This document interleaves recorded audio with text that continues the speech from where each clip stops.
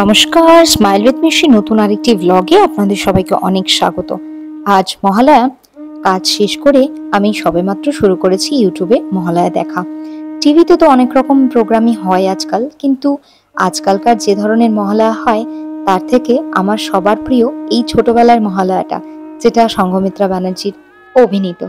আপনাদের কোনটা ভালো লাগে কমেন্টস আমাকে নিশ্চয়ই জানাবেন। এটা দেখে ঘুমোতে যাব।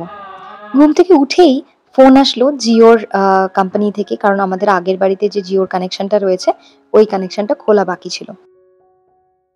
ঘড়িতে প্রায় ভোর 3:30-4টে মতন বাজে। আমি এখন স্নান করে নিয়ে তো আজকে মহালয়ার পরের দিন, মানে আজকে প্রতিপদা, আজ থেকে নবরাত্রির শুরু।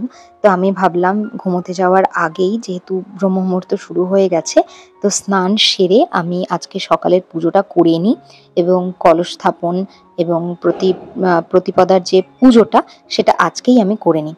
কারণ ঘুম থেকে উঠতে উঠতে অনেক দেরি হয়ে যাবে, তারপরে শ্রেয়াংশের স্কুলও থাকবে আজকে। তো সেরকমভাবে আমি তখন পুজোটা ভালো করে করতে পারবো না। তো দেখুন, হালকা হালকা কিন্তু সূর্য মামা দেখা দিয়েছে, দেখতে পাচ্ছেন, জানলার ওপাশে দেখা যাচ্ছে। তো আমি এখন ভালো করে পুজোটা সেরে নিই। আজ প্রায় বেশ অনেক বছর পরে আমি আবার নবরাত্রি পুজো বাড়িতে করছি। বেশ বিগত 2-3 বছর ধরে আমি উপোসটা করছিলাম, কিন্তু প্রপারভাবে পুজোটা হচ্ছিল না। তো তাই এই বছর ভাবলাম যে এই বছর যখন সুযোগ আছে তো পুজোটা করে নিই, কারণ আমার গোটা পুজোতেই আমার বাড়ি থেকে কাজ। তো আমি মানে সমস্ত নিয়ম কানুন মেনে যতটা সম্ভব বাড়ি থেকে নিয়ম কানুন মানা, তো ওই নিয়ম কানুনগুলো মেনে আমি পুজোটা করতে পারবো। তো সবার আগেই আমি এখানে একটা লাল কাপড় বিছিয়ে নিয়েছি এবং লাল কাপড়ের উপরে আমি চৌকিটা বসাবো। আর এখানে আমি দেখুন, যেহেতু 9 দিন ধরে এই পুজোটা হয়, তো এখানে একটা অখণ্ড বাতি দিতে হয়, মানে যেটা 9 দিন ধরে টানা জ্বলবে। তো আমি এই প্রদীপটা কিনে এনেছিলাম, বেশ বড় প্রদীপটা এটা। তো এখান থেকে বাতিটা রেডি করে নিচ্ছি এবং এটার মধ্যে সর্ষের তেল দিয়ে আমি এই বাতিটা জ্বালাবো, যাতে 9 দিন টানা চলে। এবং সেই কারণেই বাতিটা খুব লম্বা হয় এবং খুব ভালো করে দেখে দিতে হয়, যাতে একটার বাতি আর একটার সাথে যাতে না জড়িয়ে যায়। তো এই পুজোটার এটাই মাহাত্ম্য, যে এই প্রদীপটা যেন কোনো রকম ভাবে না নেভে, যাতে এই প্রদীপটা টানা 9 দিন জ্বলে, সেই রকম ভাবেই বাতিটা রেডি করতে হয়। আর দেখুন, কথা বলতে বলতে আমার কিন্তু বাতিটা রেডি করা হয়ে গেছে। আর আমি মাকে কিন্তু খুব সুন্দর করে সাজিয়ে দিয়েছি। আজকে নবরাত্রির প্রথম দিন, তো মা ব্রহ্মচারিণীর পুজো হয়। তো এই হলো আমার আজকের পুজো। এখন ঘড়িতে 9টা 9:30 মতন বাজে। আমি একটা ছোট ব্রেক নিয়েছিলাম। সকালে এই সবজিপাতিগুলো আনিয়েছিলাম, কিন্তু একদমই সুযোগ হয়নি যে সবজিপাতিগুলো বার করে রাখবো। তো এখন যেহেতু ব্রেক নিয়েছি, এখন সবজিপাতিগুলো বার করে রাখবো এবং আপনাদের সাথে একটা জিনিসও শেয়ার করব। আজকে আমি রাতের ভোগে মাকে দেব সাবুদানার খিচুড়ি। তো আমি অনেক ইউটিউব রেসিপিতেই দেখেছি যে সাবুদানার খিচুড়ি বাঙালি মতে যেরকমভাবে আমরা খিচুড়ি বানাই চাল দিয়ে, অনেকে অন্যরকমভাবে বানান। কিন্তু অ্যাকচুয়ালি সাবুদানার খিচুড়ি কিন্তু ওইরকমভাবে হয় না। তো আজকে তাই ভাবলাম, যেহেতু আমি বানাবোই, ভাবলাম যে আপনাদের সাথে সাবুদানার খিচুড়িও রেসিপিটা শেয়ার করব। শ্রেয়াংশ করছে একটা কাজ। আমি যেহেতু ননভেজে হাত দেবো না, শ্রেয়াংশ এখন করছে ডিম ছাড়াচ্ছে ও নিজের জন্য। আমি ওর তরকারিটা করে রেখেছি, তো ডিম হয়তো একটুখানি কম পড়তে পারে, তো তাই জন্য আরও 2-3টে ডিম আমি সিদ্ধ করে রেখেছিলাম। তো অলরেডি শেষও হয়ে গেছে না, ও সকালেও সব খাওয়া হয়ে গেছে না? একটাই ডিম ছিল মা। ও, তো এখন ও ডিমগুলোকে ছাড়াবে। ডিমগুলোকে ছাড়িয়ে ওখানে বাটিতে আলাদা করে রাখো। হ্যাঁ, ডিমগুলোকে সুন্দর করে ছাড়াচ্ছে এখন। ডিমগুলো ছাড়ানো হয়ে গেলে আমি ওকে দেখিয়ে দেবো ডিমগুলোকে কী করে ভাজতে হয়। যদিও মনে করে ডিমগুলোকে ভাজবে তো ভাজবে, নাহলে ঝোলের মধ্যে ডিমগুলো দিয়ে ফুটিয়ে রেখে দেবে, তাই তো? তাহলে তুমি অলমোস্ট ডিমের তরকারি করতে শিখেই গেলে। হ্যাঁ, শুধু ওই তরকারিটাই করতে হবে। তরকারিটাই করতে পারো না, ওই একটা দেখিয়ে দেবো। একটা মশলা পেস্ট করতে হয়, পেস্ট করে তেলের মধ্যে ছেড়ে দেবে। তারপরে মশলাটা হয়ে গেলে ডিমগুলো দিয়ে আলুটা দিয়ে সিদ্ধ করতে দিতে ফেলে দেবে, নুন ফুন দিয়ে। আর তুমি তো নুনই দিতে ভুলে গেছিলে। আমি ভুলে গেছি, আমি কী করবো, এখন তো এখানে রান্নাঘর সেটা হয়নি না, তাই জন্য। নাও করে নাও। কিছুক্ষণ আগেই আমার কাছে মেল এসছে যে আমার অফিস থেকে একটা মেল এসছে যে আমার ল্যাপটপটা খারাপ হয়ে গেছিলো, মানে চলছে না এরকম হচ্ছিলো মাঝে মাঝেই। তো আমি একটা নতুন ল্যাপটপের জন্য রেস করি, তো সেটার অ্যাপ্রুভাল পেয়ে গেছি। তো হয়তো কালকে কিংবা সোমবার দিন মানে আনতে যেতেই হবে আমাকে। স্যাটারডে সানডে যেহেতু আমার ছুটি, আমি অবভিয়াসলি আমি যাবো না, সানডে তো বন্ধই থাকে। আর স্যাটারডে যেতে গেলে ওই দুপুরবেলা 1টার মধ্যে যেতে হবে। এবং স্যাটারডে অলরেডি আমার অনেকগুলো পেন্ডিং কাজ পড়ে রয়েছে, সেগুলো আমাকে কমপ্লিট করতেই হবে। স্যাটারডে যাওয়া হবে না, তো যাব আমি কালকে কিংবা সোমবার। যদি কালকে যাওয়া হয় কখন যাব, কারণ ওই বললাম যে সিস্টেম বন্ধ করতে করতে 3:30 4টে বেরিয়ে যায়। তারপরে সকালবেলা উঠে কখন যাব, কারণ সিস্টেম কালেক্ট করতে গেলে আমাকে মিনিমাম অফিসে 4টের মধ্যে পৌঁছাতে হবে।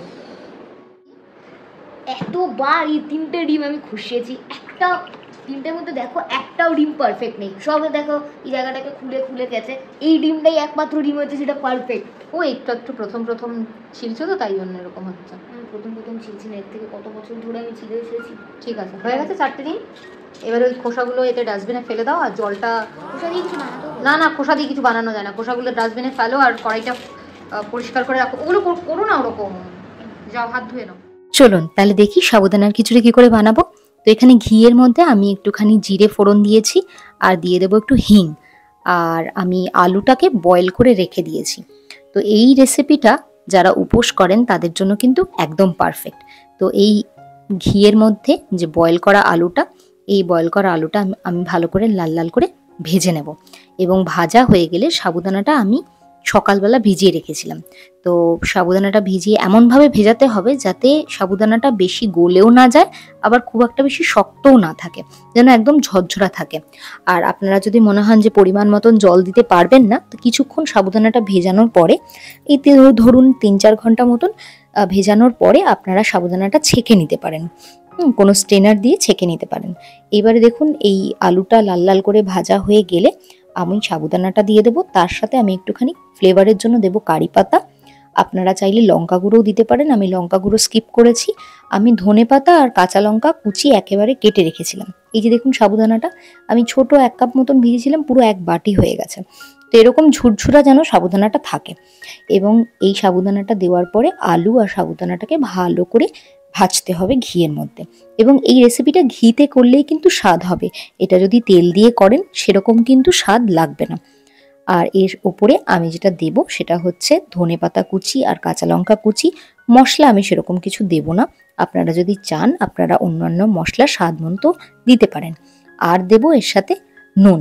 আমি অনেকদিন যাবতই পিঙ্ক সল্ট ব্যবহার করি, আপনারা চাইলে সাধারণ সল্ট ব্যবহার করতে পারেন, বা আপনারা চাইলে সেন্ধা নমক যেটা হয় সেটাও ব্যবহার করতে পারেন। এই এখন ধনেপাতা কাঁচা লঙ্কা কুচি দিয়ে দিয়েছি, আবার কিন্তু রেসিপি কিন্তু রেডি। এই রেসিপিটা আমি জেনারেলি ফাস্টিংয়ের সময় এবং নর্মাল সময় যদি আমার কোনো সাবুদানার খিচুড়ি কখনো খেতে ইচ্ছা করে, আমি কিন্তু এটা করে খাই।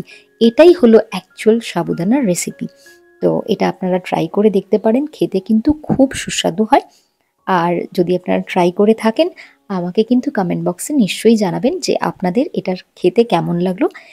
এর সাথে আপনারা যদি কোনো নতুন কিছু এক্সপেরিমেন্ট করেন কোনো মশলা দিয়ে, সেটাও আমাকে জানাবেন। তাহলে আমি যখন পরবর্তীকালে বানাবো তখন ওই মশলাটা আমিও দিয়ে ট্রাই করে দেখব। মিশো থেকে এই হাকুবা ব্লাউজটা আমি অর্ডার করেছিলাম। যেহেতু এখন রাস্তাঘাটে প্রচণ্ড ভিড়, তাই আর দোকানে গিয়ে কেনার মতন সময় আমার ছিল না, তাই জন্য এই ব্লাউজটা অর্ডার করেছিলাম। কিন্তু ব্লাউজটা আমার একদমই ভালো লাগেনি। প্রথম তো ফিটিংস, তারপরে এটার যে মেটেরিয়াল, দুটোর মধ্যে একটাও ভালো লাগেনি। এটার দাম নিয়েছিল 228 টাকা। তাই ভাবছি এটাকে এখন রিটার্ন করে দিতে হবে, আর অগত্যা আমাকে দোকান থেকেই কেনাকাটি করতে হবে। আপনারাও কি আমার মতন দোকান থেকে কিনতেই বেশি পছন্দ করেন? কমেন্টস আমাকে নিশ্চয়ই জানাবেন। ভিডিওটা কিন্তু আজকে এই পর্যন্তই রাখছি।